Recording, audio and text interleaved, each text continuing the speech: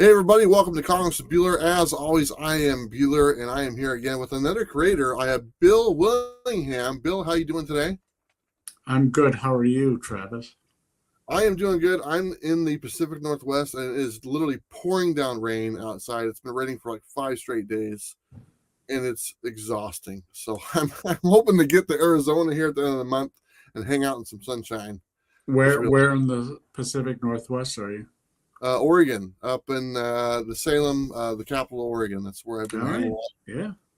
My dad's been a little under the weather the last few months, so I've been hanging around trying to help out and take care of him. But we're here to talk about your title that you're a writer of, The Fire and Ice by Dynamite Comics.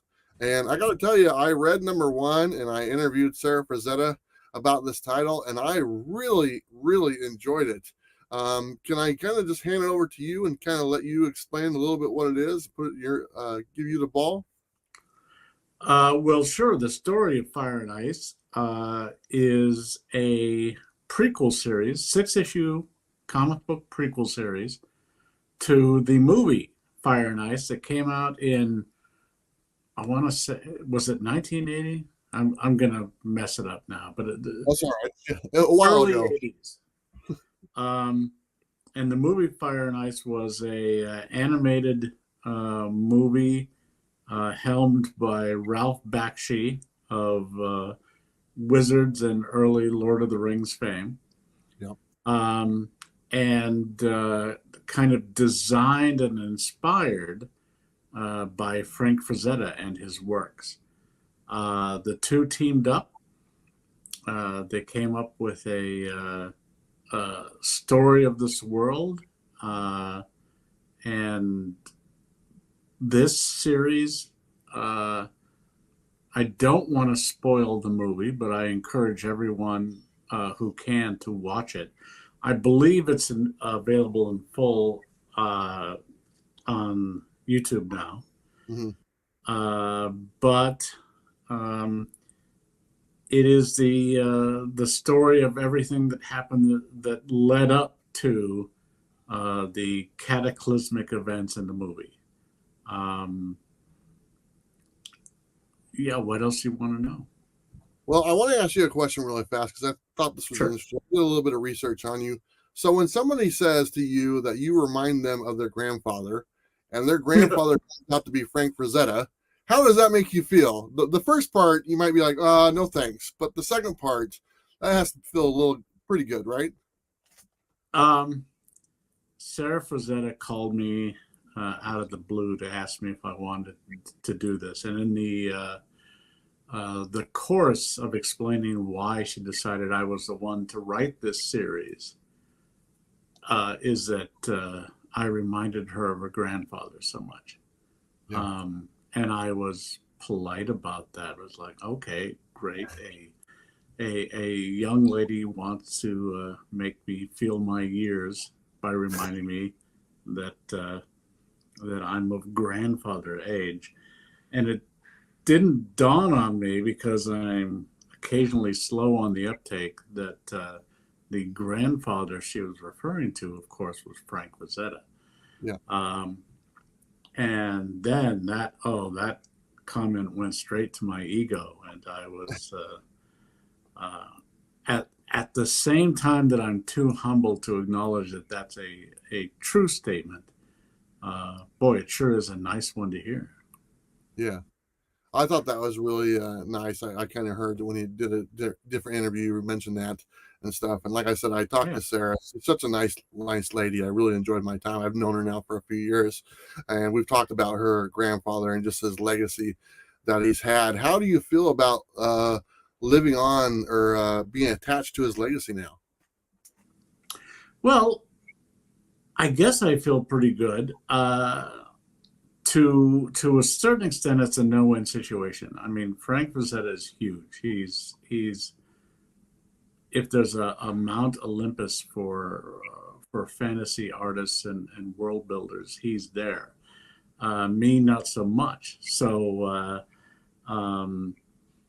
the pitfalls of doing it wrong are pretty acute to me. I'm aware of Yeah. I almost feel his voice whispering into my ear at all times, saying, "Don't screw this up." Yeah. Although he doesn't use the word "screw," Yeah. um, and I'm aware of that. I think 13 plus years of doing fables makes me at least a little cognizant of what it's like to take someone else's creations and try and do something worthy with it. Um, but I don't get to decide whether I succeed or fail. So far, Sarah Frazetta, and I spoke to her mom for a while. So far, they're pretty pleased Yes. with what I've done. Um, so I hope that's a good sign. But you know, without the spirit of Frank Frazetta coming on, doing an interview and saying he got it right or he got it wrong, or I'm going to beat the hell out of him once he gets gets up where I am. And don't worry, Frank, I probably will end up in a different place. But without that reassurance, it's just up to the readers to each one decide uh, did he properly uh, honor um, the legacy that he's been given, uh, but also in a way there's a competing um, motivation. There's like you can't just honor what's gone before you. This can't be just a hagiography of wow, what a wonderful story and person and creator this was. I'm willing to say that because it's true, but you have to tell kind of an exciting story with real jeopardy, and to do that, you have to kind of stomp all over someone else's characters. Yeah. It's a truism when writing adventure fiction, or probably any kind of fiction, is that uh, you have to abuse the characters you love most. Um, it won't be an exciting story if all of these beloved characters don't go uh, through a world of crap, Yeah. and so to a certain extent, it's my job to do that. Um, I hope uh, we've done it respectfully, and it will be received as such. Nice. Now, Fire and Ice, this is a prequel to the movie, like we said before. So you're somewhat in a box when you're writing a prequel because there's obviously the future of it. Do you see that as a challenge? Were you like, was that something you wanted to do? Writing a prequel is a little different from writing a free form book. Uh, So when you yes. got that option, what were your thoughts? Well, I hate prequels for exactly that reason. I do not like prequels where the the urge to deal with all the things that are done in the original story is too great, and you end up doing things that you shouldn't ought to do. Um, One of the examples I use is the Dune book, the wonderful novel Dune. There are things that happen in that book that come as surprises to the main characters. But when a lot of prequels were done by his son, and I forget the other author that teamed up, but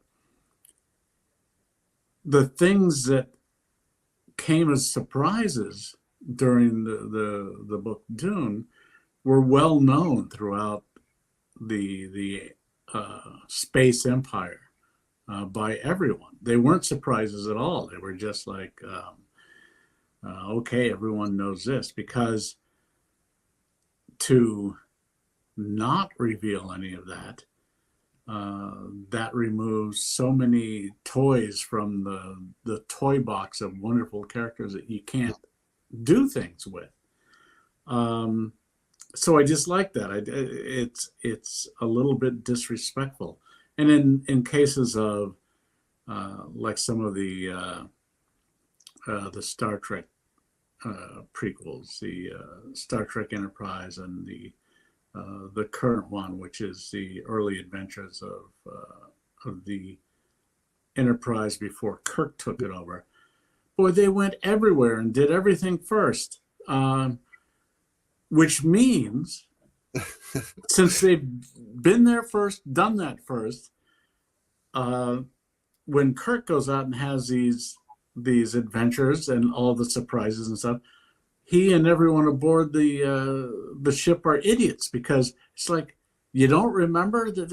Yeah.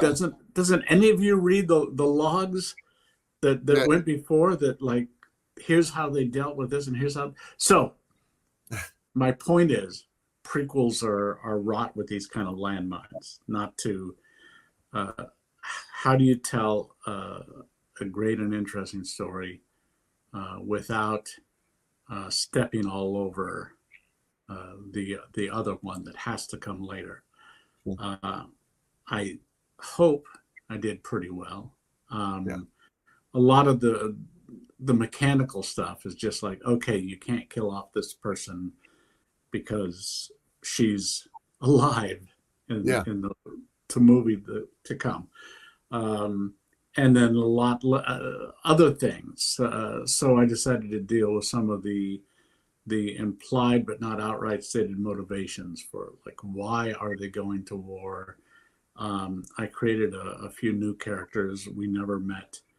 For example, Tigra's mother, the queen of Firekeep in the movie. So I could safely presume she's dead by this point. Otherwise, she probably would have shown up and said something. So let's tell that story. Let's tell the story of her mom and the price paid that building up to this war required. Prequels have to be done carefully, but at the same time, you're not given any benefit of the doubt. It's like you still have to tell an exciting story where things are in jeopardy, and the readers have to be a little like, oh my gosh, what's going to happen here? Well, it sounds like it's, when you're doing a prequel, you're kind of on your tiptoes when you're doing that, because you got to make sure everything kind of wraps up into the next volume that's already been established for quite some time. You mentioned Star Trek, and I think it wasn't the tagline for Star Trek where no man has gone before, or something like. Apparently, they went before a long time ago. They just forgot about it, right? Not the only lie. Apparently, the original series told, if we are to accept the prequels. So you had mentioned you'd introduced a couple new characters into the universe. Do you have that freedom to do that? I mean, how much of that do you have to run by? I don't know if you have to run by anything for the Sarah or the editor or whatnot, but how much can you bring into the new universe? I mean, they brought you on board because of your past work, obviously, like Fables and stuff like that, and the stuff that you've written before. And they want you to bring your imagination in there. How much of that can you just put out there yourself? Well, it requires many of the comics and prose stories I write. I do what's known as seat of the pants writing, which is make it up as you go along. Don't screw up. One of the things I like about that is you can write yourself into corners, hoping you have the skills to get out of it in a fair way later down the line. I did that a lot in Fables. Fables I could do because it was mine, so I could write myself into a silly corner and trust that 60 issues down the way, I'm going to figure out what to do with that. You can't do that with someone else's property, obviously. You can write yourself into a corner, but you have to do a lot of pre-planning now, because the first thing they're going to do is ask, well, how does she get out of this?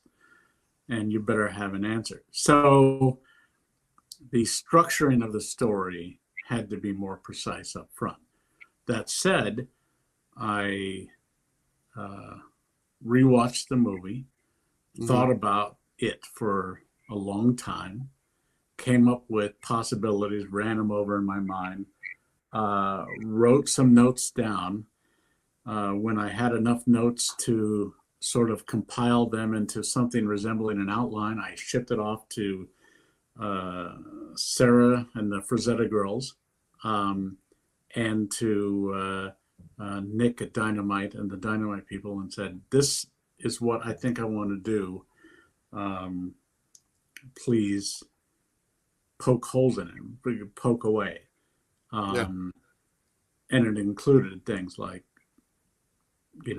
I'm going to create characters that I can kill. I'm going to do some bad things to the characters I can't kill. And invited them to weigh in. And I know there were some questions.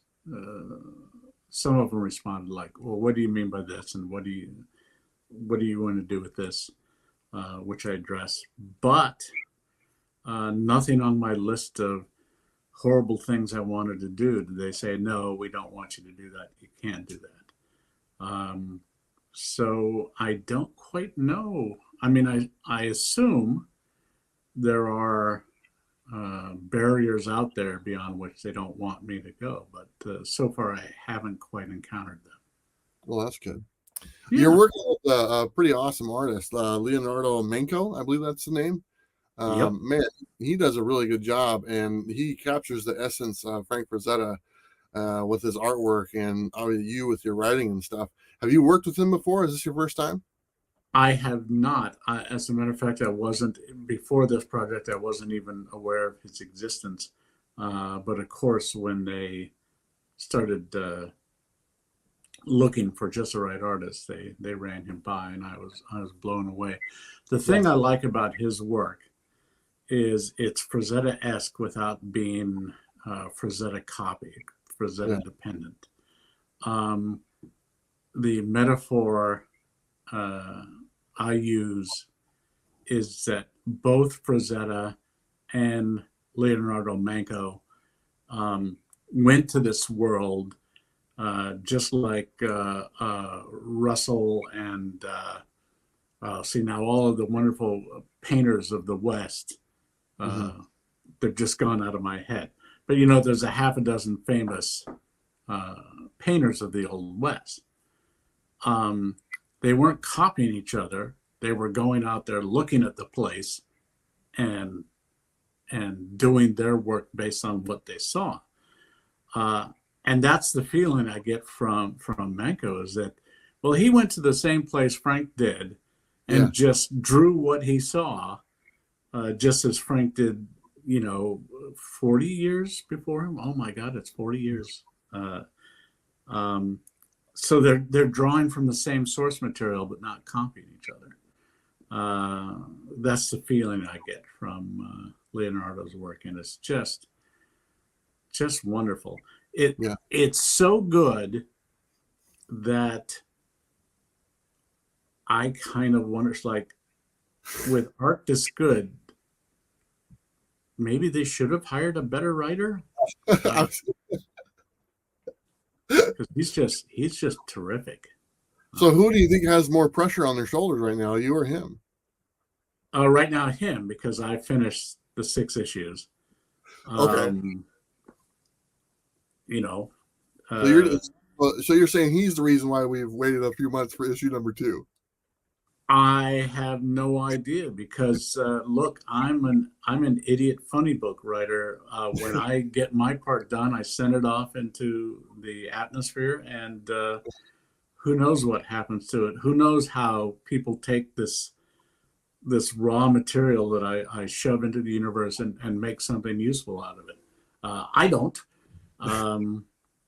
but that's for them to deal with and worry about. Sure. Let me ask you one thing real quick. So why comic books? Where'd your love for comics come into play? Well, I was an Army brat. in my early life, from ages 3 to 5, my dad was stationed in Germany. And it was huge family. The joke is, in my mind, is that back then in the Army, TV was a new enough thing to where the Army would ship all your stuff with you, but not your TVs. Yeah.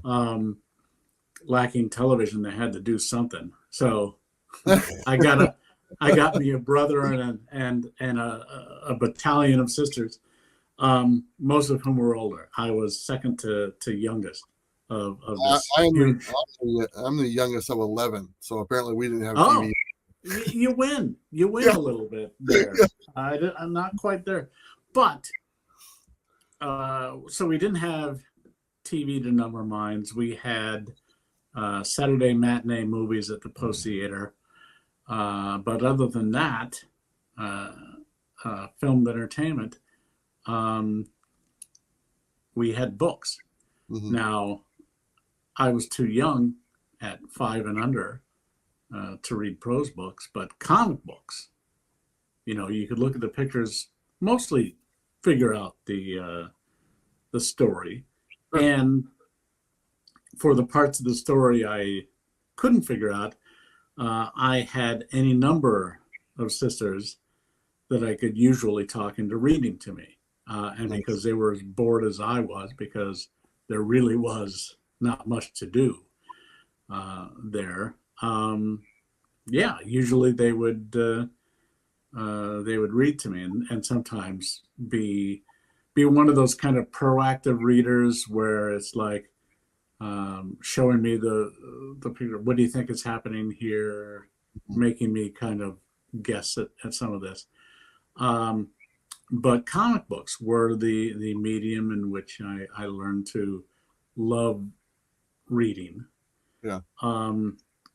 In a way I never quite understood. Comic books were everywhere back then. I mean, we lived in a big housing project where everyone on the base lived. Every kid, a little younger, a little older, in that age range, had comics, and they were just everywhere. And we didn't fetishize them the way we sometimes do now. They were just disposable reading matter. And so when we read all of our comics, we'd pile them up in a wagon, go up and down the street, and knock on doors and say, "Do you want to trade comics?" And if the kid was home, and he would get his pile of comics, I would get my pile of comics. We'd go through and form based entirely on one thing: have you read it yet? That's it. And you get two piles, and then you have to work about matching them up in value, which value was strictly normal size comics worth one comic, and the double size are worth two, and that's it. Yeah. Then you go home and you read your new comics, and they're yours until you've read them, and then you go trade them again. So every comic on this post, this was in Butzbach, Germany. Every comic on this post was read by every single person on this post. It was a glorious time to be an underage comic reader. And I think if I haven't a love for comics, it was inculcated right then. Wow. That sounds like really, really good fond memories. Yeah, mostly. Was there a book that you were really looking forward to reading all the time, trying to get to take advantage of Billy or something like that to get that home? I seem to remember my brother was a year older than me, and he was more enamored of the funny stuff like Baby Huey and Casper and Hot Stuff and all that kind of stuff. And I liked the adventure stuff. I believe Sea Devils was my favorite because it had, underwater guys, people scuba and all that. And I I thought that was the coolest thing ever. And they had adventures, and being in comic books, you go underwater and you find, giant creatures and krakens and what have you that these six guys in their scuba suits are all that keeps them from coming up onto the surface and wiping us out. So yeah, I think that was my favorite for the longest time. I didn't. This was in from 58, late 58 to 1962. We were stationed there. So the Marvel Renaissance didn't occur then. I didn't discover Spider-Man and characters like that until we got back to the States. Well, I got one last question for you before we go, and this is probably the most interesting question. How does it feel to be an honorary member of the Frazetta Girls? It's pretty good. I keep waiting for my certificate to show up. There's a certificate. I didn't know that. Oh, I don't know, but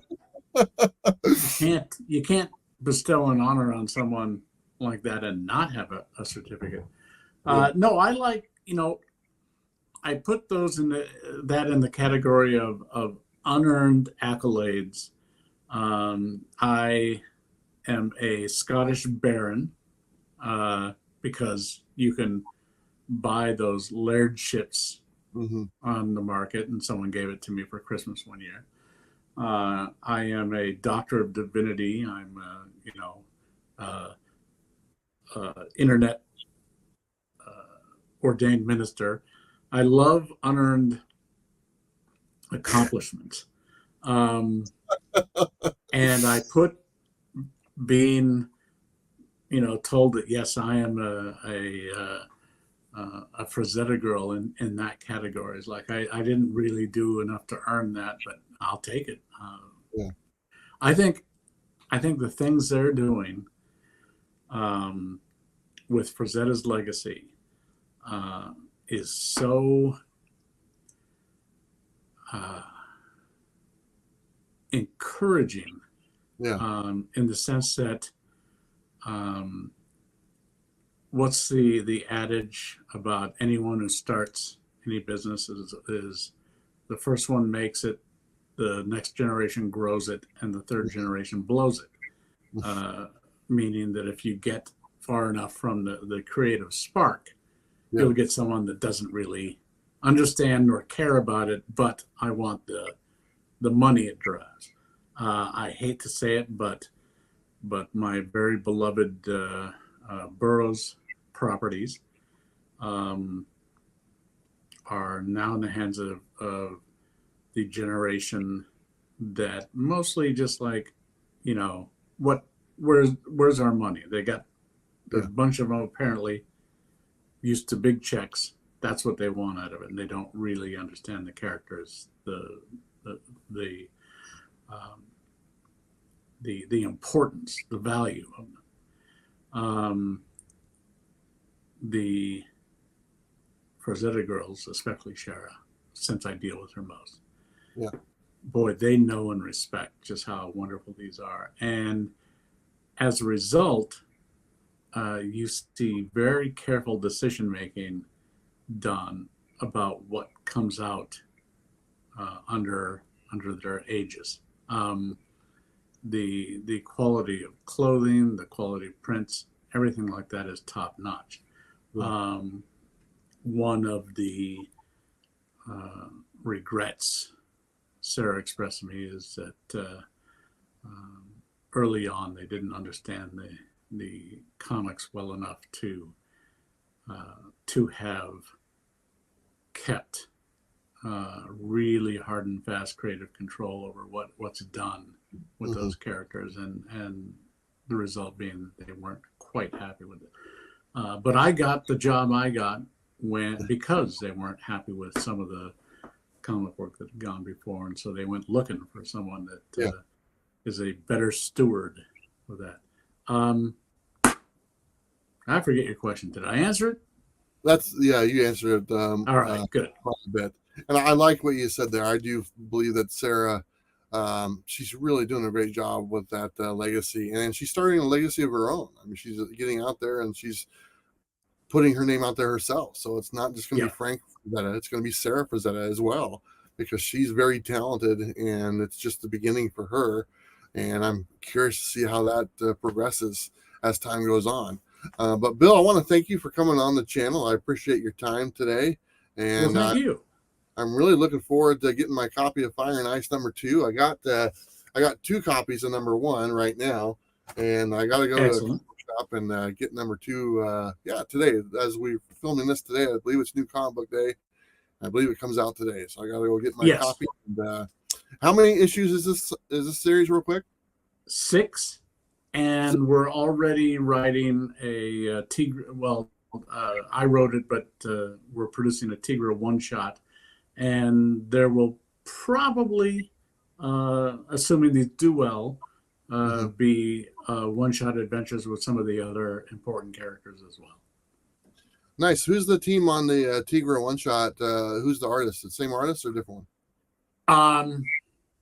Oh, see, yeah, I'm gonna forget his name. Another fellow that I only learned of recently. Let me pull that up and answer your question, because it's a question worth answering. And his name, and he's just terrific, is Gabriel DiCaro. I keep wanting to call him DiCarlo, but no, there's no L there. Gabriel DiCaro. And Tigra's kind of harkens back to, I mean, she's a Frazetta girl, so that comes with all of them, but also the days of good girl art, and Gabrielle is very much accomplished in that arena, and the pages that are just starting to come in for that look terrific. Do we have an estimated street date for that at all? You can, if you asked someone that is not me. Okay, I can do that. Look, in my entire comics career, I've never known when anything I do is going to come out. That's for other people to decide. With me, it comes as nice surprises from time to time. I just got my Fire and Ice #2 yesterday. They just showed up and I go, oh, this must be out. And then I got notified today that, yes, maybe hype this to your Twitter people that the book is in shops today, which I'm more than willing to do. I'm happy with the work and kind of proud of it. There you go. Do you have any Comic-Cons on the plan or horizon, anything coming up at all, or kind of done? My new policy is I'm willing to do. I stopped traveling a lot. In the early days of my career, I was doing 2 conventions a month, and boy, that when it finally came to bite me, that wore me out. So now it's a more modest travel schedule.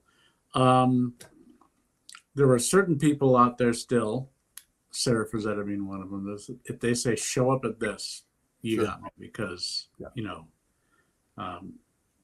they've earned that. But mostly my template is I'll attend things I can drive to, because I hate getting on planes anymore. Until the Frazetta girls do well enough to where they start getting those private jets, because they said once they do, that I've got authority to say, okay, I'm going to need the jet this weekend. Yeah, because you're an honorary member of the Frazetta girls. Honorary member, right? So hurry along, Frazetta girls, and that includes you, Joe. Build that company up to where the fleet of jets has one with my name on it. Nice. Well, Bill, I hope to run into you during my travels, and hopefully I'll get you to sign a copy of my Fire and Ice book would be great. I want to say thank you for your time for coming on here, and we got a lot of good information. Anyone who's watching, please go pick up Fire and Ice #2. It comes out today, and then issue 3, 4, and 5, and there you go, and the one shot, Yeah. and all that good stuff. But Bill, thank you so much. Yeah, and, thank you so much for having me. I love being had. That's awesome. All right, sir. Have a good day. All right. You Bye, too. everybody. All right. Bye-bye.